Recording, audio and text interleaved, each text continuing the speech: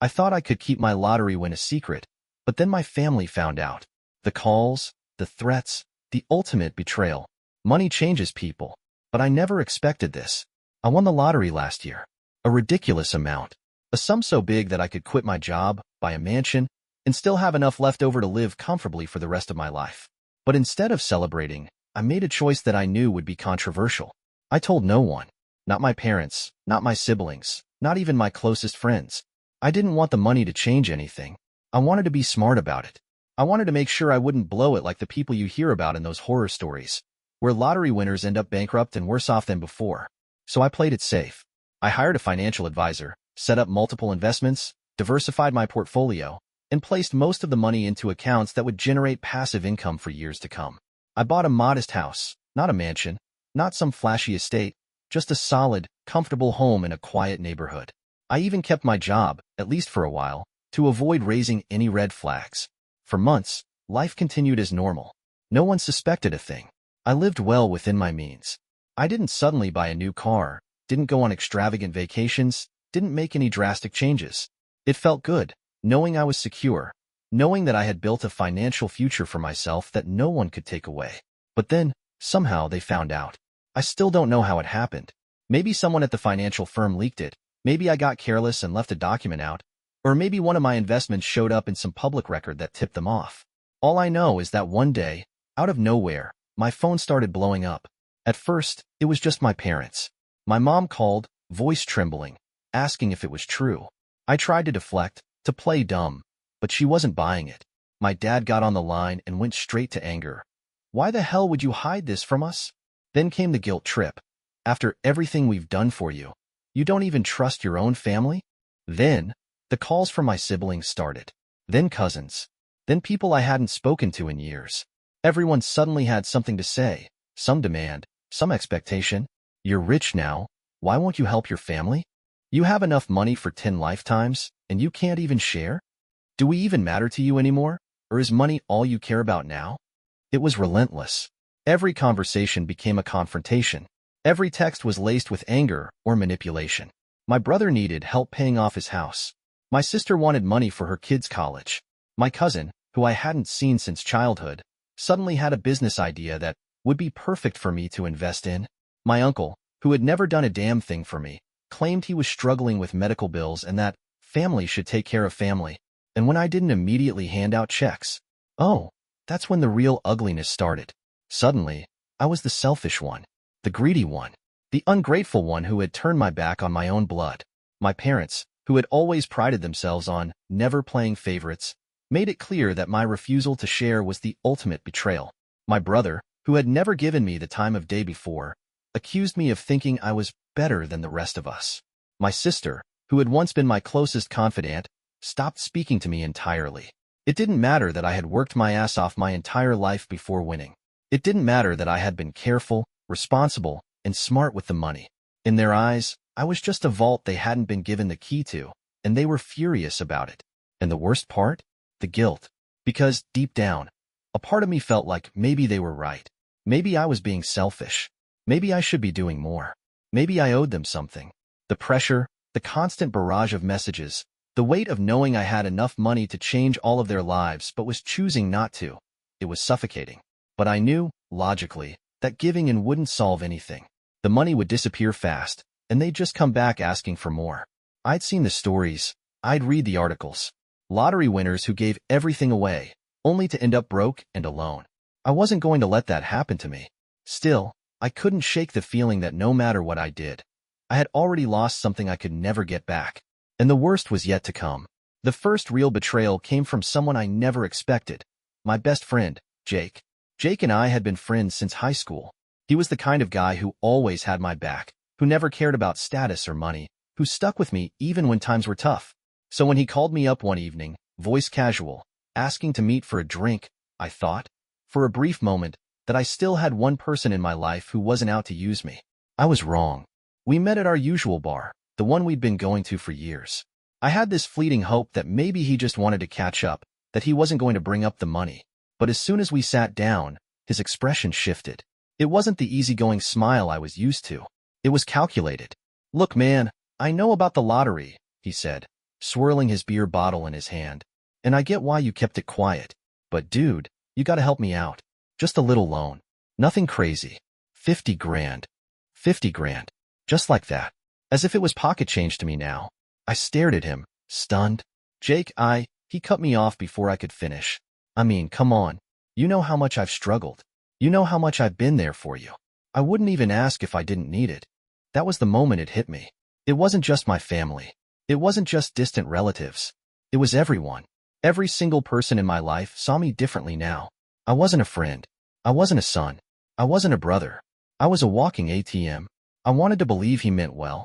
I wanted to believe this was just desperation talking. But as I told him no, as I tried to explain that it wasn't about the money, that it was about what it meant, his face darkened. Wow. Okay, he muttered, shoving his chair back. I see how it is. Guess money really does change people. And just like that, Jake walked out of my life.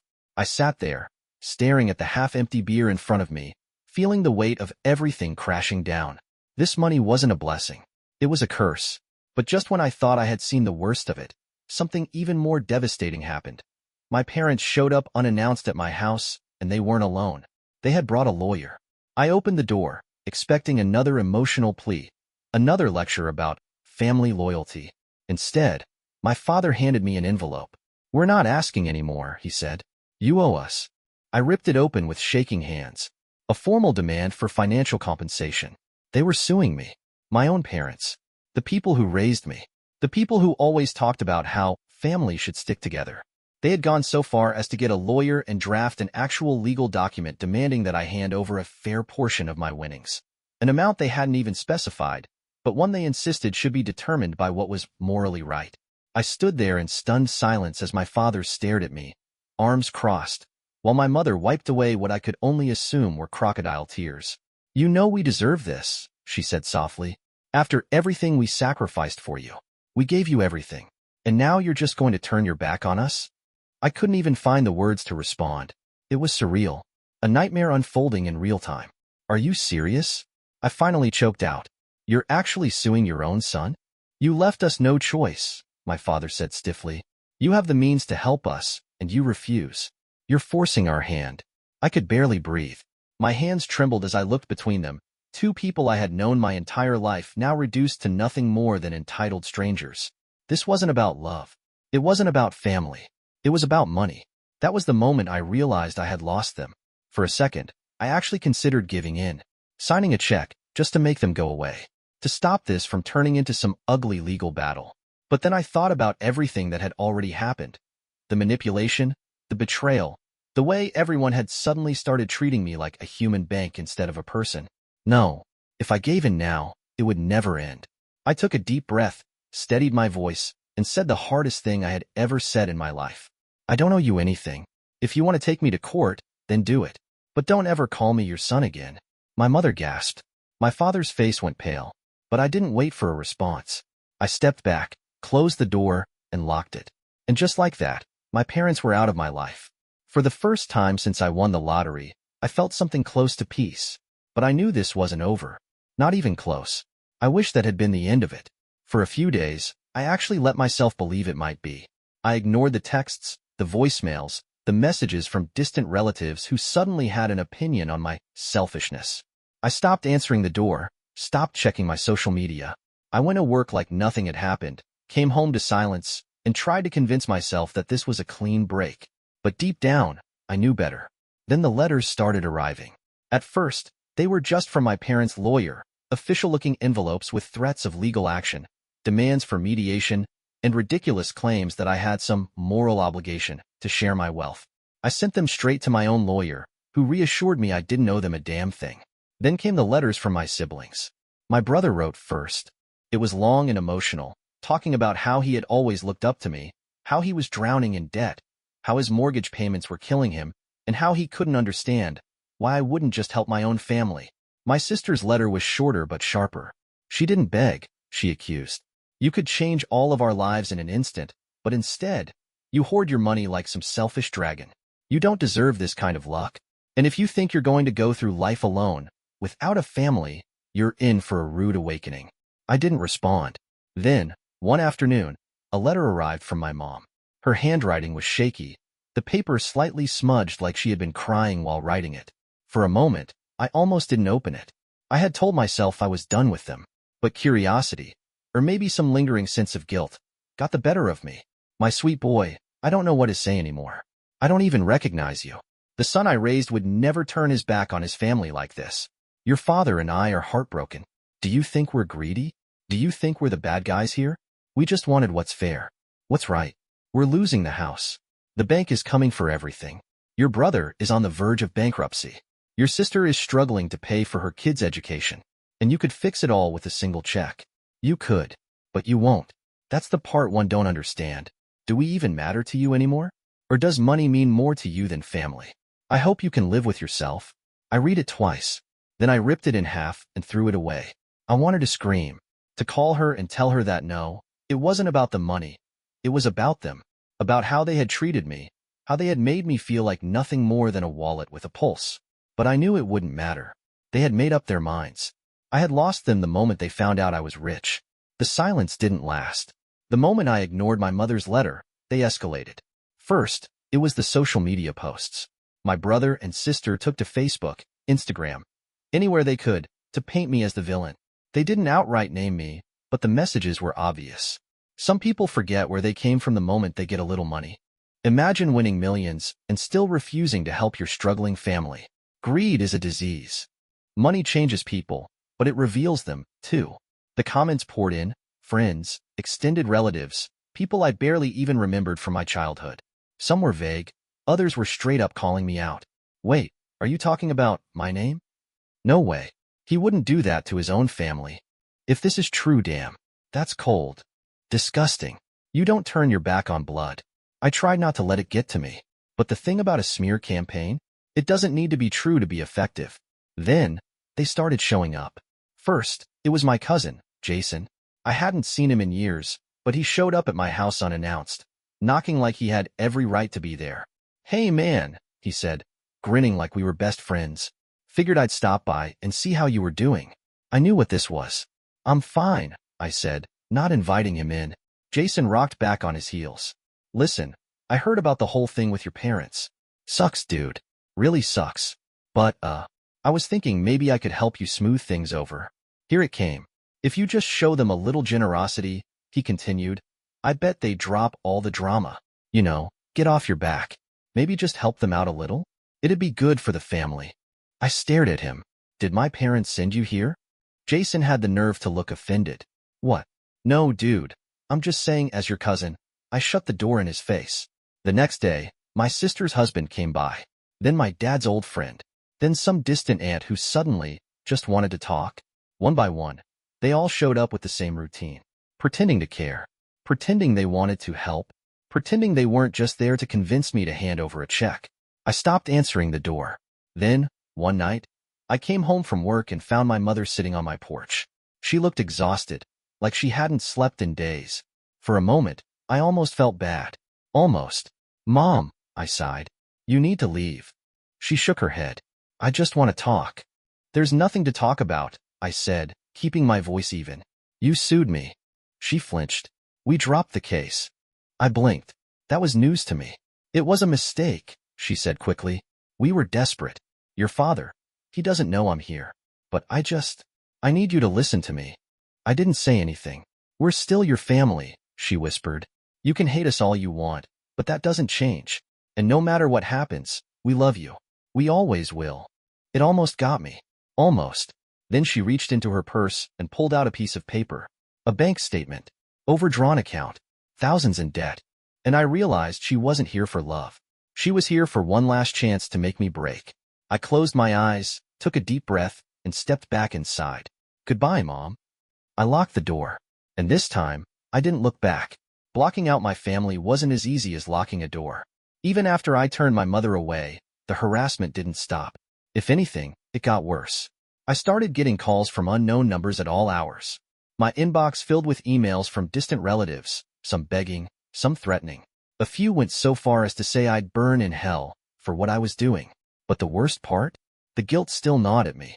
Even though I knew I had done nothing wrong, some part of me still wondered if I had turned into the selfish, ungrateful person they claimed I was. I tried to push forward. I stuck to my routine. Work, gym, home. I kept my head down. I ignored the noise. Then, one evening, I came home to find my garage door halfway open. My stomach dropped. I knew I hadn't left it like that. Slowly, I stepped inside. The first thing I noticed was the broken glass. A shattered window near the back. Someone had forced their way in. I moved cautiously through the house, checking every room. Nothing looked out of place. No furniture missing, no electronics gone. But something still felt off. Then I saw it. On my kitchen counter, scrawled on a piece of paper in bold, angry letters, "Greedy bastard." I stood there, gripping the counter, my pulse thudding in my ears. They had broken into my home. I didn't know who exactly had done it, but I knew why. It was a message, a warning, a way to scare me into doing what they wanted. It didn't work. I called the police. When the officers arrived, they took my statement, snapped photos, and asked if I had any idea who might have done it. I told them the truth. My family had been harassing me for weeks, but without proof, there wasn't much they could do. "We'll file a report," one of the officers said. "But if they come back, you might want to consider a restraining order." A restraining order? Against my own family. I never thought I'd see the day. That night, I barely slept. Every creak, every shadow sent my nerves on edge. I knew this wasn't just about money anymore.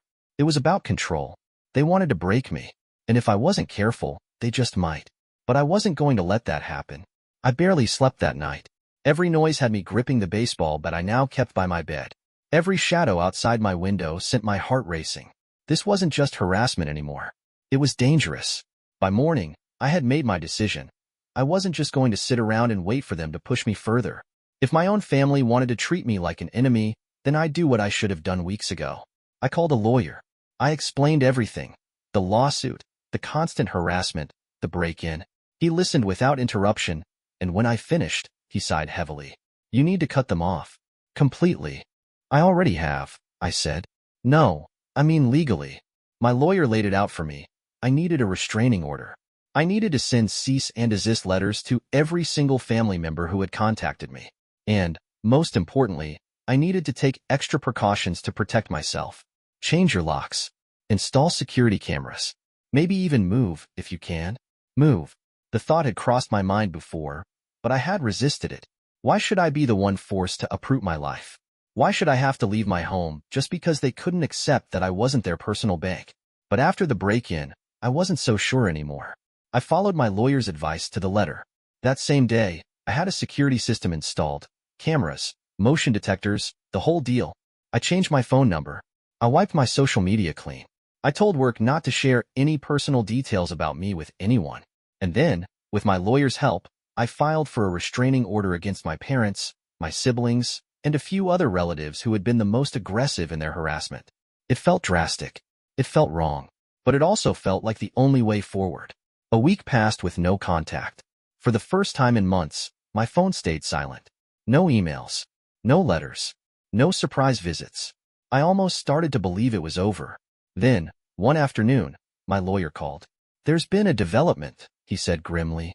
My stomach clenched. "What kind of development?" He sighed. "Your parents are going to the press?" I felt like the air had been knocked out of me. "What?" "They've given an interview to a local news outlet.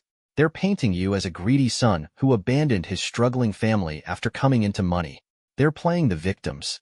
I gripped the edge of my desk, my hands shaking. "They're going to make this public?" "They already have." I pulled up the article as soon as I hung up the phone. There it was, my full name, plastered across the headline. A sob story from my parents about how they had sacrificed everything for me, only to be heartlessly shut out when they needed me most. The comments were brutal. What a disgusting person. Imagine turning your back on your own family. Money really does corrupt people. If I were his parents, I'd be ashamed to have raised someone so selfish. They had done it. They had turned the world against me, and I had no idea what to do next. I stared at the article, my hands shaking. They had done it. They had dragged me into the public eye, painted me as a villain, and handed the world a story that made me look like a heartless monster. And the worst part? Most people believed them. The comment section was a war zone. Strangers, people who had never met me, were calling me selfish, disgusting, a disgrace. Some were even saying that I deserved to be robbed, that karma would come for me. And then there were the threats. Emails. Direct messages from people I didn't even know. You don't deserve that money. I hope someone takes everything from you. Greedy little bastard. Watch your back. I shut my laptop, my pulse thudding in my ears. This wasn't just family drama anymore. This was dangerous. My lawyer called again that afternoon. This is going to get worse before it gets better, he warned. They're trying to pressure you into giving in. They want to force you into a public statement. If you respond, it'll only fuel the fire. I clenched my jaw. So what do? Stay quiet. Stay off social media. Let it blow over. That was easy for him to say. I was the one whose name was being dragged through the mud. I was the one getting threats. I was the one who couldn't even step outside without wondering if some lunatic would show up and try to make me pay for my supposed crimes. I barely slept that night. Every noise outside made me jump. I kept checking my security cameras, expecting someone to show up with a baseball bat, or worse. By the next morning, my worst fear came true. A news van was parked outside my house.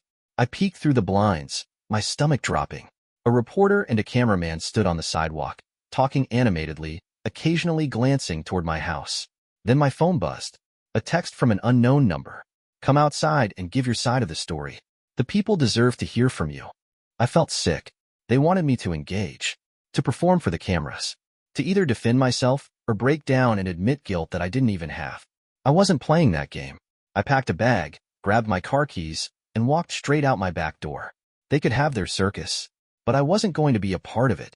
I drove for hours. No destination in mind, just distance. I needed space, time to think, to breathe. I kept my phone off. I didn't check emails, texts, or social media. I didn't want to know what new lies were being spread, what fresh accusations my family had come up with. By the time I finally stopped, I was in a small town 3 hours away, parked outside a roadside diner.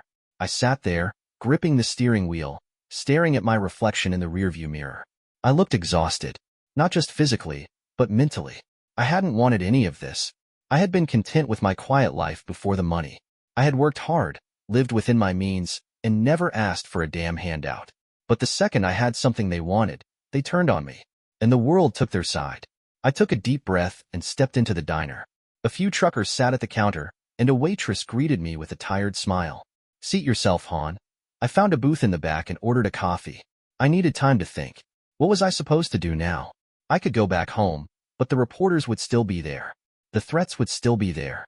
My family would still be there, scheming, waiting for me to crack. I could fight back, hold a press conference, tell my side of the story. But what good would that do? The public loved a sob story, and my family had given them a perfect one. No matter what I said, people would still see me as the villain. I took a sip of my coffee, my mind racing. Then, an idea hit me. If they wanted me to be a villain, maybe I should give them one. Maybe it was time to disappear. I had the money. I had the means. I could walk away from all of this, buy a new house in a new state, change my name, leave them all behind. For the first time in weeks, I felt something close to relief. I flagged down the waitress and asked for the check. I was done playing by their rules. I paid my bill, left a generous tip, and walked out of the diner with my decision made. I was leaving. Not just my house. Not just my city. I was leaving behind the life they had poisoned. I checked into a small motel for the night and turned my phone back on, bracing myself for the storm. It was worse than I imagined. Missed calls. Hundreds of texts. Emails from news stations. My lawyer had left 3 voicemails, warning me that my parents were now demanding an interview with a major network. They were going national with their sob story. And then, at the bottom of the list, one last message from an unknown number. You can run, but you can't hide. Family is forever. I felt the blood drain from my face. They weren't going to stop.